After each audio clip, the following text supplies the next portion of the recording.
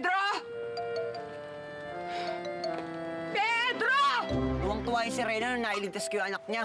May regalo daw siya sa akin. Isang malaking baul. Pagbukas ko ng baul, wow! Luwa talaga mata ko. Eh ano laman? Sexy babae na sa loob ng baul? Hindi, mas masahol pa sa chicks.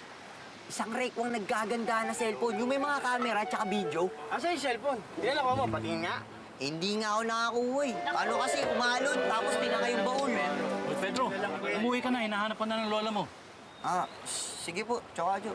O ano, mauna na kami. Kailangan umuwi ng bata. Sige, Tatay ka muna, tatay ka muna. O, mauna ka na, Pedro. Atake mo na ako. sige po.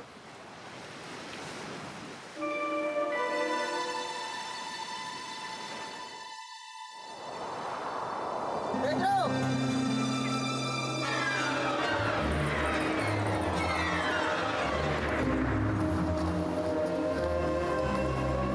Hindi ka panalong, Pedro ah. Maswerte talaga tong inaanak ko. Ilang beses na ito nakaharap sa disgrasya. Parating nakakaligtas. Sana naging maswerte naman yung si Juan. Sana kasama pa natin ang pinakamagaling na albularyo dito. Bakit? Marami din naman ako napapagaling ah. Mas magaling pa rin na albularyo ang kumpare mong Juan, Radyo. Oo nga, wala na yatang tatalo pa sa galing magpagaling. Kaya ang pindo ko. Talaga. Tay, kwento niyo naman ulit tungkol kay nanay. Ako pa naman, hindi ka pa ba nagsasawa sa mga kwento ko tungkol sa nanay mo? Alam niyo, Tay, na-imagine ko siya pag kinikwento niyo siya sa akin eh. Kaya lang, sayang, di ko na siya nakita.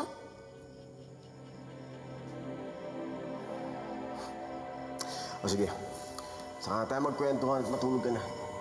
Tay, kantahan niyo naman ako. Nung kanta po niyo ni nanay, O sige, pero ipangako mo sa akin, pagkatapos kong kantahin, matutulog ka na ha? opo, Pangako yan. promise po. Yeah, baby. Aking mahal, huwag malulumbay. Saglit lang tayo'y mawawalay. Pagmamahal ko'y di magmamaliw. Walang hanggang makakapiling muli.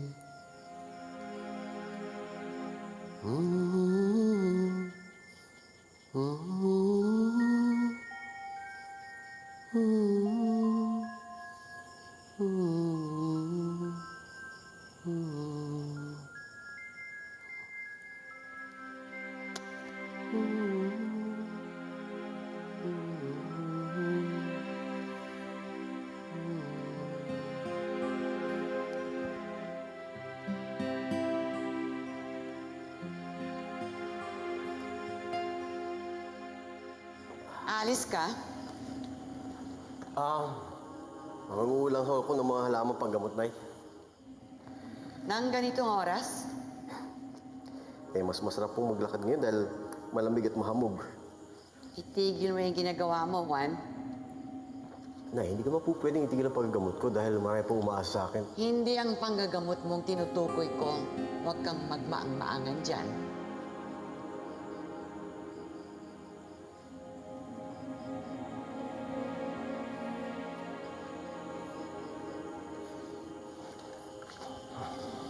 Tay? Aalis po kayo? Sama ako, Tay.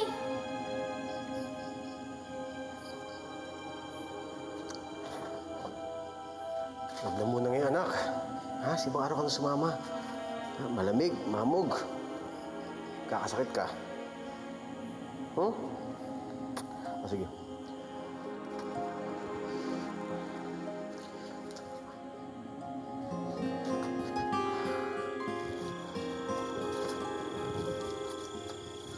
Ako, Nay. Kaawang ka ng Diyos, anak.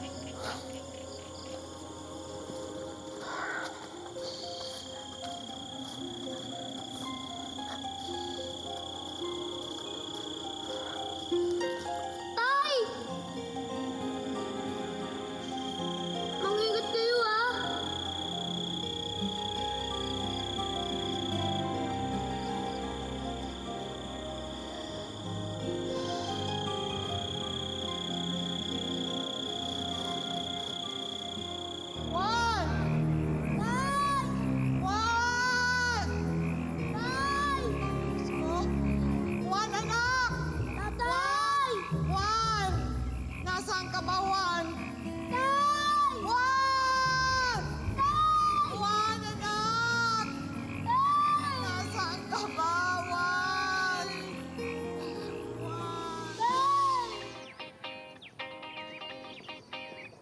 Giyakin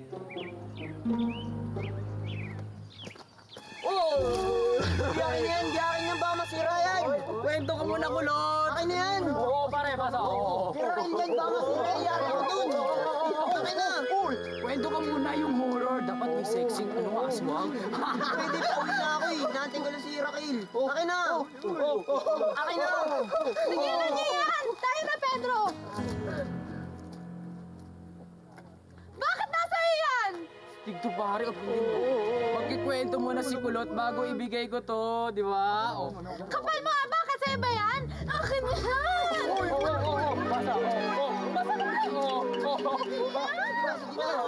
Sige na, magkikwento na ako. Hindi mo ba nakikita? Inuuto ka na nila! Kwento na Kulot. Parang wala nang gulo. Kung sabihin mo, naduduwag ka lang, Kulot. Kaya magkwento ka na.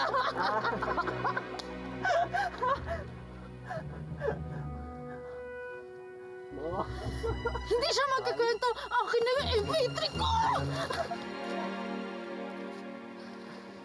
Sakpan ka ba? Buk, buk, buk, buk! Chicken!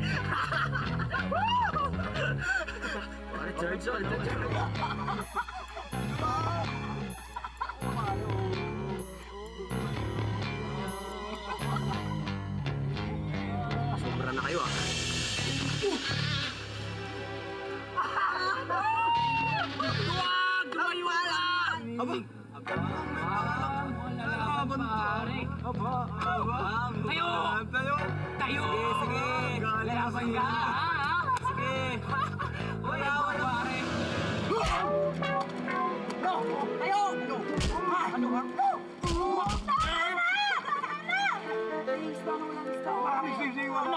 Magtatanda ka na, ha? Tuloy mo na ako sa akin, ha? Pag kaya mo na akong labanan, ha?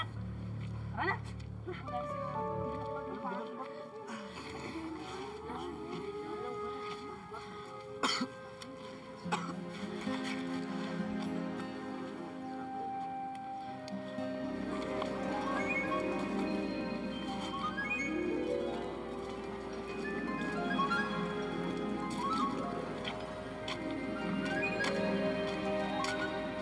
Oh, kawawa naman ang apo ko, nabugbog.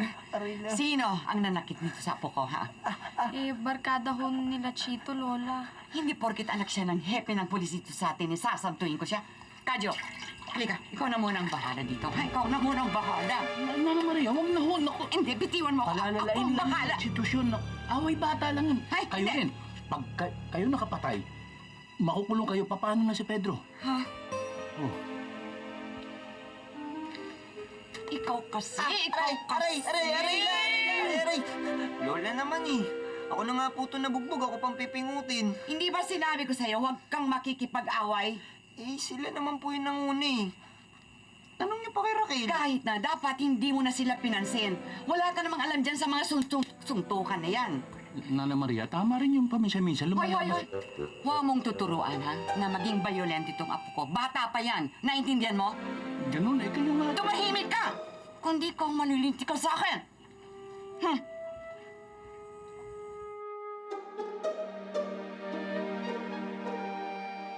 Tandaan mo ha, pag susuntok ka, parating nakataas ang kamao ha. Depensa. Tapos gagamitin mo yung lakas mo ha. Ganun, no? Ha? Pero ganun. Ha? Sige. Ikaw naman.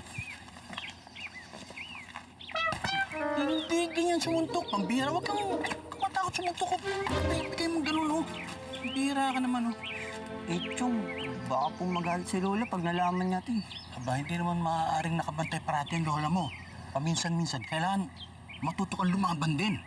Naku, kung buhay lang ang itay mo. Tiyak, sasang-ayon yun sa akin. Eh, Chong, wala na naman po si tatay. Tsaka si Lola po talagang magagalit pagka nalaman niya to. Payag na, Pedro. Huwag kang duwag. Kita mo na, pati si ano sumasang... Sino po nagsalita? Alam ko na, konsensya mo yun eh. Sinasabi niya, lumabang ka, maging matapang ka. Eh, Chong, paano naman po magiging boses babae ang konsensya ko? Boses babae ba? Oo. Ay, bale. Subukan mo ulit. Sige. Sige. Ano mo? Hindi, diretso mo. Yan, sige. Hindi, mas diretso mo. Konti. Baka, sige. Yan, sige. Oo.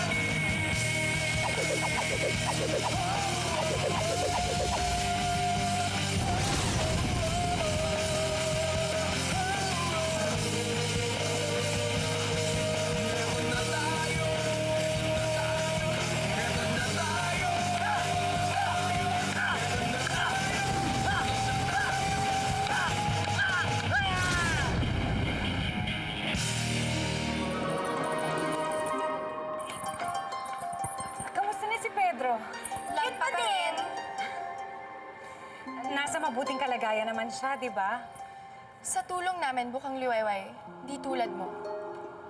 You talaga. Huwag mo naman ginaganyan si Bukang Liwayway. Bigyan naman natin siya ng konting R-E-S-P-E-C-T. Bakit?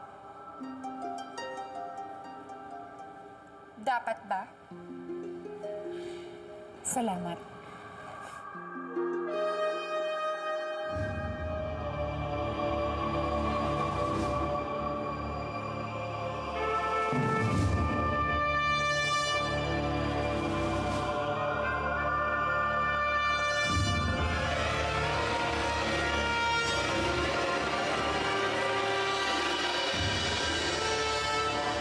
Oh no! Nagsisimula na naman!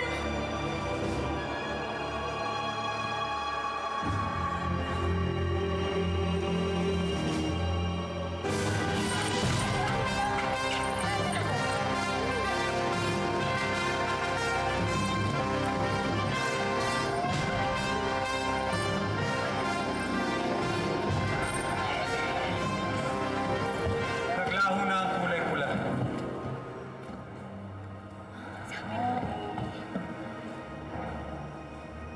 Isa-isa nang maglalaho ang mga kulay hanggang sa mawala ng buhay ang Floresca.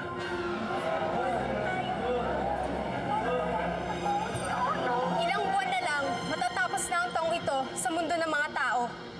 Ang isang taon nila ay katumbas ng isang araw sa mundo natin. Paubos na ang palugit ng mga dalakit nun. Kailangan na nating makausap si Pedro Penduko. Sa tingin ko, mahal na Reyna, hindi pa siya handa. Paubos na ang oras marikit. Kailangan niya niyang malaman na siya ang tagapagligtas. Pero paano niya matatalo ang mga dalakit nun kung ganun siya kaduwag at ganun siya kalampa? Gagawa natin yan ng paraan.